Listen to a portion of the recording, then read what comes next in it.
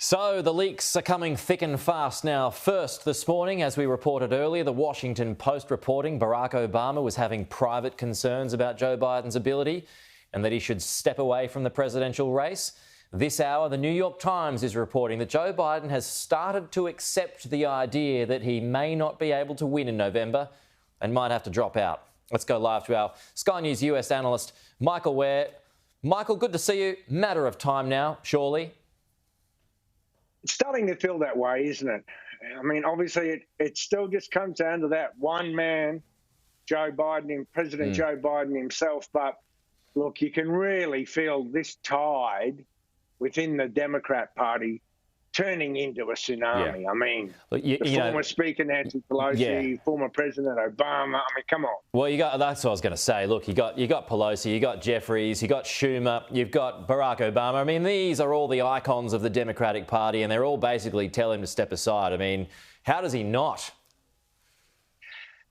Oh, it's hard to see a way that he doesn't. As one analyst said this morning, the chessboard for President Biden to win this election is nothing. Every move is a checkmate against him, a checkmate against him, a checkmate against him. And all the Dems can do is throw the board up into the air. And Jen Psaki, who's now on MSNBC, she reported just a little while ago that she's a former spokesperson for President Biden. Yeah. She said that she's hearing from the White House that the president is now saying that he still has to decide. Now, why is that important? Because up until almost yesterday, President Biden has been saying the decision is made. And in an interview with BET Radio this week, President Biden opened the door a crack by saying, well, look, I'd only step down if my doctor ordered me. And now he has COVID. Is that going to be the fig leaf that gives him the off-ramp? Yeah, the party? No, it's a good point, the off-ramp. I did think that yesterday. Now, how do they replace him, Michael, and keep the base together? Yeah, that's a great question, because from everything I've gleaned, the mechanism for replacing him can get quite messy and quite complicated. But the first step has already been taken. The Democratic National Committee has already delayed what's called the virtual roll call of delegates for the convention by 1 week. So what they do is, leading into next month's convention, they sort of lodge their state's vote digitally or electronically, so that when they get to the convention floor, it's all buttoned up tight and they're ready to go. Yep. Well, that process was supposed to be happening now. And senior members of the party have pressed so hard that virtual roll call has now been delayed. Yeah, look, I've just got some breaking news on Reuters, Michael, that the former House of Representatives Speaker Nancy Pelosi has told some House Democrats she believes President Joe Biden can be convinced fairly soon to exit the presidential race. So this is off the back of that Washington Post piece a little bit earlier.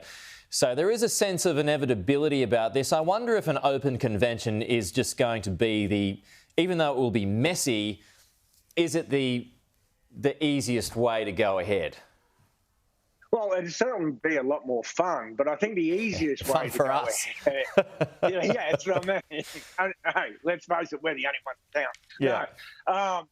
Look, the easiest path forward would be simply for Joe Biden to endorse Vice President Kamala Harris, and then it would be about selecting a vice presidential running mate. Now, there's certain names in the mix, but one interesting formulation of what could be on the Democrat ballot is Kamala Harris for president and Michigan Governor Gretchen Whitmer for vice president. That's being seriously considered.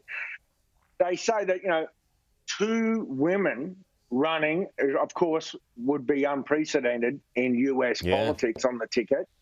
But also they think there's some speculation that might make a great contrast to the bombast of Donald Trump and to the arch conservatism of his running mate, J.D. Vance. Yeah. So that would be the easiest process. Kamala Harris first, and then figure out the running mate. OK, we're seeing these live pictures come to us from the RNC as the final day now gets underway. Michael, let's close out on your thoughts on Donald Trump. He will accept the GOP's nomination in a few hours' time. It'll be the third time that a Republican, or that he has accepted the nomination. The only other Republican to have accepted the GOP nomination 3 times is Richard Nixon. So what are you expecting him to say tonight?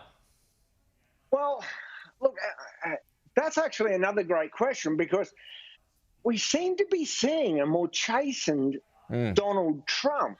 I mean, he appeared in the family box on the first night of the convention, and you could see it in his face. Yeah. You know, it wasn't that sort of, angry red or orange Donald Trump that we've all come to know. He seemed a lot more human.